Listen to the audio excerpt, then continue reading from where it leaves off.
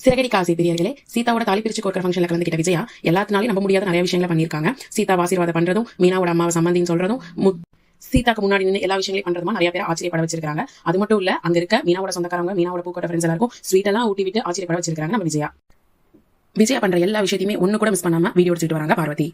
விஜயா இந்த மாதிரி பண்ற விஷயங்கள்லாம் பார்த்து முத்து மீனாவும் பேசிக்கிறாங்க. என்னங்க அத்தை புதுவிதமா நடந்துக்கிறாங்க அப்படின்னு. அது முத்து சொல்றாரு, எனக்கே ஒண்ணுமே புரியல என்ன நடக்குதுன்னு. பார்வதி ஆண்டி எங்க போனாலும் அம்மா பின்னாடி கேமரா தூக்கிட்டே போயிடுறாங்க, என்ன நடக்குதுன்னு எனக்கும் புரியல அப்படிங்கிற மாதிரி முத்து சொல்றாரு. அதுக்கு ஸ்ருதி பக்கத்துல நின்று என்ன சொல்றாங்க, ஆண்டி கிட்டாவும் முத்து ஃபங்க்ஷன்ல நின்று பேசிட்டு இருக்காங்க. இதை பார்த்து அவர் கடுப்பாகிறாரு. பார்த்துட்டு சீதா ஒரு டைம் கூப்பிடுறாரு, சீதாவுக்கு கேட்கல. மூணாவது கொஞ்சம் சத்தமா கூப்பிடுறாரு, வரங்க அப்படின்னு சொல்லிட்டு வராங்க. இதெல்லாம் மீனா ஒரு பக்கம் நோட் பண்ணிட்டு இருக்காங்க. அவருக்கு பிடிக்கல அப்படிங்கிறது நல்லாவே தெரியுது. மீனா கூப்பிட்டதுக்கு ஏதோ ஒரு ரீசன் இருக்குமே அப்படிங்கறக்காக அருண் ஸ்வீட் எடுத்து சீதா கிட்ட கொடுக்குறாரு. இந்த ஸ்வீட் நீங்க சாப்பிடுங்க.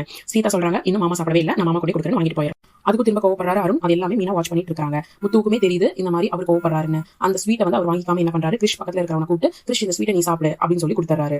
மீனா சொல்றாங்க, எனக்கு நடக்கிறது எல்லாமே புரியுதுங்க, நீங்க கோச்சுக்காதீங்கிறாங்க. இல்ல நான் கோவலாம் பல்லாதல கல்யாணத்துக்கு முன்னாடி. இப்ப ரோஹிணி எப்படா மாட்டுவான்னு எதிர்பார்த்துட்டு இருக்க எல்லாருக்கும் இன்னைக்கு ஒரு இன்ட்ரெஸ்டான சீன் இருக்கு. என்னன்னா, முத்துவும் கிருஷ்ணும் சாப்பிட போறாங்களே ஐஸ்கிரீம், அதே ஷாப்ல யாரு இருக்காங்கன்னா வசீகரன் இருக்காரு. அவங்க ரெண்டு பேரும் பார்த்த வசீகரன் உடனே வீடியோ கால் பண்றாரு ரோஹிணிக்கு. ரோஹிணி கால் அட்டன் பண்ணிட்டு, என்ன நீ புதுசா எனக்கு வீடியோ கால் எல்லாம் பண்ற அப்படிங்கிற மாதிரி கேக்குறாங்க. எல்லாமே ஒரு காரணமா தான், உன் பையன் எங்க சித்தப்பா கூட கடையில இருக்கான் அப்படிங்கிற மாதிரி சொல்றாங்க. அதுக்கு ரோஹிணி உடனே ஷாக் ஆகுறாங்க. என்ன சொல்றாங்க எனக்கு புரியலையே அப்படின்னு சொல்லிட்டு. முத்துவும் கிருஷ்ணும் இங்கதான் ஐஸ்கிரீம் சாப்பிட்டு இருக்காங்க, அதே நான் உனக்கு காட்டலாம் அப்படிங்கறக்காக தான் கால் பண்ணேன் அப்படின்னு சொல்லிட்டு பேக் கேமரால காட்டுறாரு. அதே ரோஹிணி பாத்துறாங்க. இந்த ஒரு ரீசன் வச்சு மறுபடியும் வசீகரன் பிளாக்மெயில் பண்றாரு. நீ இப்ப நான் கேட்கறத கொடுக்கல அப்படின்னா உன்னோட வீடியோ கால கொண்டு போய் அப்படியே நான் முத்துட்டியும் கிருஷ்ணி காட்டிடுவேன் அப்படின்னு சொல்றாரு. நீ வாழ்ந்துட்டு இருக்க வாழ்க்கை ரொம்ப கடினமான வாழ்க்கை. நீ ஒரு கல்யாணம் ஆனதையும் மறைச்சு, கல்யாணம் ஆகி குழந்தை இருக்கிறதையும் மறைச்சு, அந்த கோமாளியனோட புருஷன் மனோஜ் கூட வாழ்ந்துட்டு இருக்க. அந்த விஷயத்த நான் முத்துக்கிட்ட சொல்லிடுறேன், முத்துக்கிட்ட சொன்னா ஊருக்கே சொன்ன மாதிரி அப்படின்னு பிளாக்மெயில் பண்றாங்க. சரி சொல்லி ரோஹிணி பணம் கொடுக்க ஒத்துக்கிறாங்க. ரோஹிணி உடனே பயந்து, ஐயோ வேணாம் அப்படின்னா நீ பண்ணிடாத, நீ என்ன கேட்கிறீனோ அதை பண்ணிடுறேன் அப்படின்னு சொல்றாங்க. நான் வேற என்ன கேட்க போறேன், ஏற்கனவே ஒன்றை கேட்டிருந்ததான் லைஃப் டைம் செட்டில்மெண்ட் அப்படின்னு சொல்றாரு. அது இப்பனால என்னால ரெடி பண்ண முடியாதுன்னு ரோஹிணி சொல்றாங்க. இல்ல உனக்கு நீ பண்ண முடியும், நீ முத்து தன்னோட சவாரி ஒரு கோயில் வாசல்ல இறக்கி விடுறாங்க. இறக்கி விட்டுட்டு கார்ல ஏற போறாங்க. அப்போ ஒரு வயசான தாத்தா ரோடு கிராஸ் பண்ண முடியாம நிக்கிறாங்க. முத்து உடனே அவங்க கிட்ட போய் என்ன தாத்தா நிக்கிறீங்கன்னு கேட்டதுக்கு, ரோடு கிராஸ் பண்ணி விடுங்க, எனக்கு ரொம்ப உதவியா இருக்கும், நிறைய வண்டி வாங்க போயிட்டு இருக்கு, என்னால கிராஸ் பண்ண முடியல. அப்ப வாங்க போலாம் அப்படின்னு சொல்றாங்க. தாத்தா சொல்றாரு, எதிர்த்தாப்புல அண்ணன் கோயில்ல அன்னதானம் போடுறாங்க, அதுக்காக தான் நான் போறேன் அப்படின்னு சொல்லி சொல்றாங்க.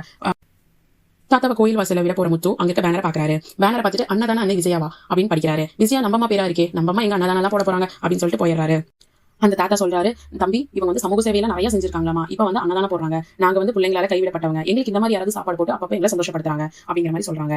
நீங்களும் வாங்க தம்பி அன்னதானம் சாப்பிட்டு போலாம். தாத்தா முத்துவ கூட கூட்டிட்டு போயிடுறாரு. அந்த டைம்ல விஜய் பார்த்த முத்து சமஷாக் ஆகுறாங்க. கடைசியா ஒரு சேர்ல அந்த தாத்தா பக்கத்துல உட்காராரு. விஜயா பரிமாறத ஒவ்வொன்னா விடாம பார்வதி வீடியோ எடுத்துக்கிட்டே வராங்க. அதே மாதிரி முத்து லைனுக்கும் சாப்பாடு பரிமாற வர்றாங்க. கடைசி இலையில உட்காந்துருக்காரு முத்து. விஜயா முத்துக்கு சாப்பாடு போடுறாங்க. சாப்பாடு போடுறப்ப யாருன்னு பாக்குறாங்க, அது நம்ம முத்து. விஜயாவுக்கும் முத்துக்கும் ஒரே ஷாக்கா இருக்கு. முத்து என்ன இங்க உட்காந்துருக்கான் அப்படிங்கிற மாதிரி விஜயா பார்த்து ஷாக் ஆகுறாங்க. ஷாக் ஆகிறது மட்டும் இல்லாம ரொம்ப சென்டிமெண்டலா முத்துவை பாக்குறாங்க. என்னடா இங்க உட்காந்துருக்கானே அப்படிங்கிற மாதிரி. இந்த சாப்பிட போன விஷயத்துல முத்துவுக்கும் விஜயா